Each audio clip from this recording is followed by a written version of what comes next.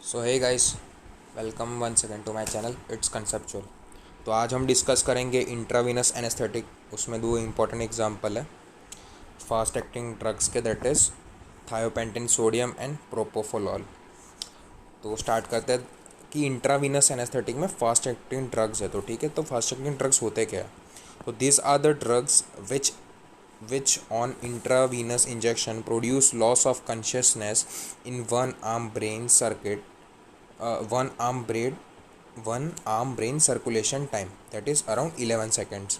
ठीक है, मतलब एक एक साइड का आर्म ब्रेन सर्कुलेशन पूरा 11 सेकंड में वो रोक लेंगे। They are generally use for induction because of rapidity of onset on action. ठीक है, तो ये कॉम्बिनेशन में दिए जाते हैं ताकि उनका ऑनसेट जल्दी हो जाए एंड एनेस्थेटिक इफेक्टिवली वर्क करे। Okay, they also serve to reduce the amount of maintenance anaesthetic. ठीक है, तो एनेस्थेटिक मेंटेन करने के लिए जो अमाउंट वो चाहिए होता था, कॉम्बिनेशन में देंगे तो अमाउंट कम में ज़्यादा एफिशिएंसी शो करेगा।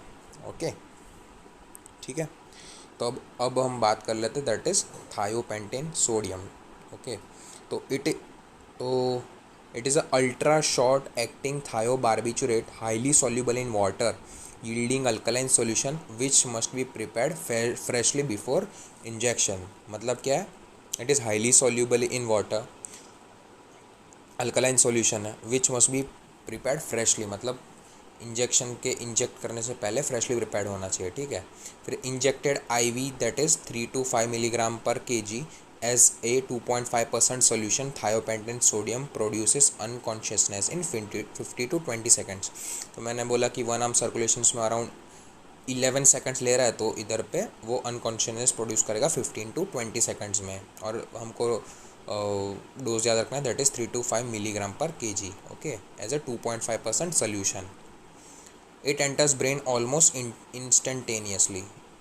Okay, and t half of the distribution phase is 3 minutes. तो फास्ट एक्टिंग है तो रैपिड ऑनसेट होगा, तो उसकी वजह से है। ठीक है, on repeated injection extra cerebral sites are gradually filled up so that lower doses produce anaesthesia which last longer. ठीक है, तो रिपीटेड इंजेक्शन करेंगे तब धीरे धीरे धीरे एक्स्ट्रा सेरिब्रल साइट्स पे वो चला जाएगा। सो लोअर डोजेस प्रोड्यूस एनेस्थीसिया, तो जो लोअर डोज होंगे वो ज़्यादा देर तक लास्ट करेंगे। ठीक है, लोअर डोज में भी। ठीक है, it's ultimate disposal occurs mainly by hepatic metabolism. तो ऑलमोस्ट मैंने आपको फार्माकोलॉजी में बताया कि ऑलमोस्ट 95% केसेस में मेटाबॉलिज्म लीवर से होकर जाता ही जाता है। एंड एलिमिनेशन टाइम कितना, that is 8 to 12 hours. Okay, thiopentone is a poor analgesic. अब वो ही बोल दिया कि वो पुअर एनाल्जेसिक है, मतलब पेन रिलीफ में वो काम नहीं आता। It is also weak muscle relaxant. Okay, respiratory depression with inducing doses of thiopentone is generally mark. Respiratory depression हो जाएगा पहले। Okay, transient apnoea can occur. Okay, अब एपनी, तो एपनिया मतलब cessation of breathing can occur. ठीक है, transient मतलब एक टेम्पररी सीजेशन ऑफ ब्रीथिंग हो सकता है, तो इट में lead to also fall in circulation and that. तो मैंने बोला था कि स्टेज 4 ऑफ मेडुलरी पैरालिसिस वो उसका एपनिया हो सकता है। ठीक है, तो कार्डियोवैस्कुलर कोलैप्स में अकर इफ़ हाइपोवॉल्यूमिया शॉक और सेप्सिस आर प्रेजेंट। ठीक है, तो मैंने वही बोला ट्रांजिएंट एपनिया, तो उसके वजह से कार्डियोवैस्कुलर कोलैप्स भी हो सकता है एंड इट अकर इफ़ हाइपोवॉल्यूमिया और शॉक या फिर सेप्सिस आर प्रेजेंट। ठीक है, तो इट में lead to the stage for that is medullary paralysis phase. Okay, cerebral blood flow is reduced both due to fall in BP as well as constriction in the cerebral vessel. तो cerebral blood flow कम हो जाएगा because of fall in BP as well as constriction of cerebral vessel. तो blood नहीं flow कर पाएगा आसानी से, तो रिड्यूस हो जाएगा बिकॉज प्रेशर भी कम हो गया एंड जो लूमेन था ब्लड फ्लोइंग का वो भी कम हो गया। सो सिंपल है। ओके, फिर एडवर्स इफेक्ट्स में क्या है, that is laryngospasm occurs when irritants are present in airways. Okay, तो इरिटेंट्स होंगे तो जो उस लैरेंजियोस्पाज्म हो जाएगा। It can be prevented by atropine pre-medication and administration of succinylcholine choline immediately after thiopentine। ठीक है, तो एडमिनिस्ट्रेशन ऑफ सक्सिनिल कोलिन जो इफेक्ट्स हो रहे होंगे, they should not be mixed in same syringe, मतलब अलग अलग थायोपेंटेन देने से पहले अगर हम सक्सिनिल कोलिन को कर देंगे तो लैरिंजोस्पाज्म को हम प्रिवेंट कर सकते हैं। शीवरिंग एंड डेलूरियम अकर ड्यूरिंग रिकवरी, ठीक है। तो शिवरिंग भी होगी, फिर डेलूरियम्स थोड़े से आएंगे। और डेलूरियम मैंने आपको बताया था कि स्टेट ऑफ रेस्टलेसनेस होगी, थोड़ी सी बेचैनी होगी, दैट इज़ डेलूरियम। तो शिवरिंग एंड डेलूरियम में occur during recovery. Post anaesthetic nausea and vomiting are common. Thiopentone can precipitate acute intermittent porphyria in susceptible individuals, मतलब बहुत कम पेशेंट्स में it can cause intermittent porphyria, ठीक है। और ये एक हीमोग्लोबिन का डिसऑर्डर है, ठीक है। अदर यूजेस कौन कौन से है, that is used for rapid control of convulsions, okay, ठीक है। And gradual intravenous infusion of sub anaesthetic doses can be use to facilitate verbal communication with psychiatric patients, मतलब जो दिमागी हालत ख़राब होती है, जब मेंटल होते हैं, तो उनको थोड़ा सा धीरे धीरे उनका आई फ्यूजन करके उनके साथ कम्युनिकेशन हम किया जा सकता है as a part of a treatment, ठीक है। तो नेक्स्ट क्वेश्चन पे आते हैं, दैट इज़ प्रोपोफोलॉल, ठीक है। तो ये भी एक फास्ट एक्टिंग ड्रग ही है थायोपेंटिन सोडियम की तरह, okay. So propofol as a superseded thiopentone as an intravenous anaesthetic both for induction as well as maintenance. अब फास्ट एक्टिंग ड्रग है तो ऑब्वियसली इंडक्शन फास्ट करेगा, बट ये मेंटेनेंस के लिए भी यूज़ हो रहा है propofol. It is an oily liquid employed as a 1% emulsion, okay. तो हम कैसे यूज़ करते हैं थायोपेंटिन सोडियम को 2.5% सोल्यूशन पर, इधर पे 1% इमल्शन की तरह वो यूज़ हो रहा है। सेंसिटिव पेशेंट्स में develop allergic reaction to emulsifier, okay. Unconsciousness after propofol injection occurs in 15 to 45 seconds, okay, and last up to 5 to 10 minutes, ठीक है। And next point is propofol distributes rapidly, ठीक है। T half उसका 2 से 4 minute ही है, and elimination T half is 100 minutes, much shorter than that of thiopentone due to rapid metabolism. मतलब propofol का मेटाबॉलिज्म थायोपेंटिन से फास्ट होगा, तो जो भी एक्शन वो शो करेगा वो थायोपेंटिन थोड़ी सी रैपिड होगी। Propofol is believe to cause CNS depression by enhancing the GABA receptor mediated neuronal inhibition. अब जो गामा रिसेप्टर मीडिएटेड था जो सिग्नल्स उसको वो इनहिबिट करेंगे, तो उससे क्या होगा कि रिसेप्टर पे सिग्नल नहीं पहुंचेगा and it will cause the CNS depression. Intermittent injection और continuous infusion of propofol is used for total IV intravenous anaesthesia when supplemented by fentanyl, ठीक है।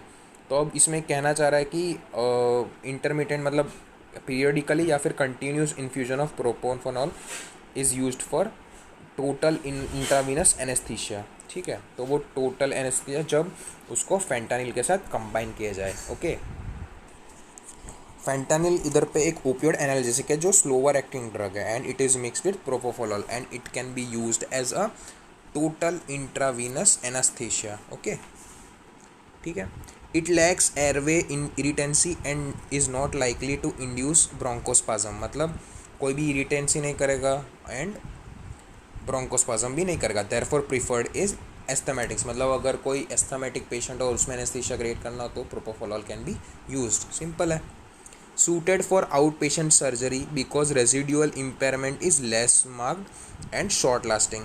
मतलब आउट पेशेंट सर्जरी क्या होती है, मतलब जो बस उसमें कोई हॉस्पिटल स्टे रिक्वायर्ड नहीं होता पेशेंट को, मतलब जिस दिन सर्जरी हो उसी दिन patient can be taken out of the hospital या फिर उसको डिस्चार्ज कर सकते हैं, ठीक है। उसको ओवरनाइट स्टे करने की या फिर 2-3 दिन हॉस्पिटल में रहने की कोई ज़रूरत नहीं है। तो उसमें बिकॉज ऑफ एलिमिनेशन भी ज़्यादा है एंड मेटाबॉलिज्म भी जल्दी हो जाता है, तो propofol can be induced in that patients, ठीक है।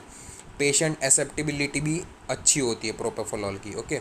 Induction apnoea lasting less than 1 minute is common. अब सीजेशन ऑफ ब्रीदिंग लास्टिंग वो लेस देन 1 मिनट होता है, so it's common. Fall in BP is more profound than that with thiopentone, okay.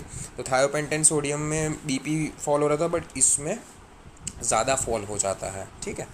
Baro reflex is suppressed, heart rate remains unchanged और may decrease, okay.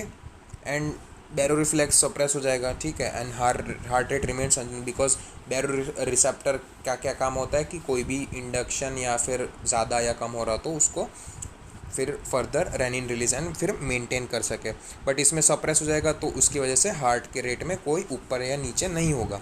Maintenance anaesthesia with propofol produces dose dependent respiratory depression. ठीक है, अब वो anaesthesia को अगर हम maintain करेंगे प्रोपोफोलॉल से तो it will create a dose dependent respiratory depression हो जाएगा। तो मतलब डोज जो भी ले रहे हैं उसके हिसाब से जो रेस्पिरेटरी डिप्रेशन मतलब वो कम करता जाएगा। ज़्यादा डोज देगा तो डिप्रेशन हो जाएगा and it may cause further ज़्यादा toxic dose can cause apnea also. Okay, effect on cerebral blood flow and O2 consumption is similar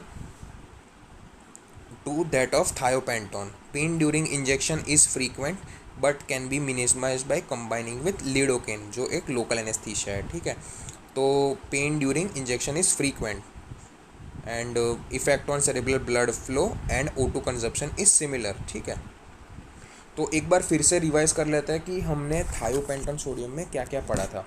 तो थायोपेंटेन सोडियम में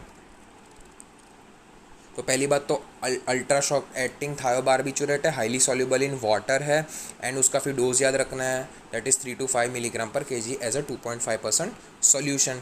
ठीक है, उसका टी हाफ याद रखना है, डिस्ट्रीब्यूशन फेज का 3 मिनट्स होता है, फिर रिपीटेड इंजेक्शन में कॉज लो डोज में हायर लॉन्गर टाइम की तरह काम कर सकता है। ठीक है, फिर पुअर एनाल्जेसिक होता है, वीक मसल रिलैक्सेंट होता है, फिर रेस्पिरेटरी डिप्रेशन भी होता है, फिर transient apnoea can occur and cardiovascular collapse या फिर सेप्से में अकर जहाँ पे हाइपोवोल्यूमिक या शॉक पेशेंट्स में दिख रहा है तो it can cause cardiovascular collapse. Okay, cerebral blood flow is reduced. ठीक है, and both due to fall in BP and constriction in the blood cerebral vessels. अब एडवर्स इफेक्ट्स में क्या है, that is laryngospasm, okay, and shivering and delirium and porphyria acute intermittent porphyria भी हो सकता है। ठीक है, एंड अदर यूज़ में दैट इज़ कन्वर्जेंस में या फिर साइकेट्रिक पेशेंट के साथ वर्बली बात करनी हो तब यूज़ हो सकता है।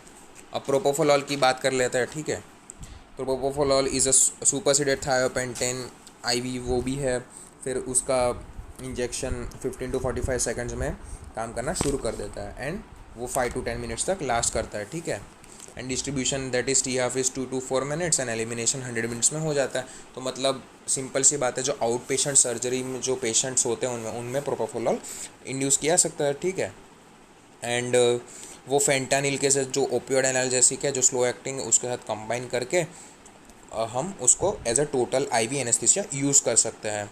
ओके, तो और मेन बात है कि इट लैक्स एयरवे इरिटेशन, तो उसकी वजह से हम एस्थमेटिक के पेशेंट्स में भी इसको यूज़ कर सकते हैं।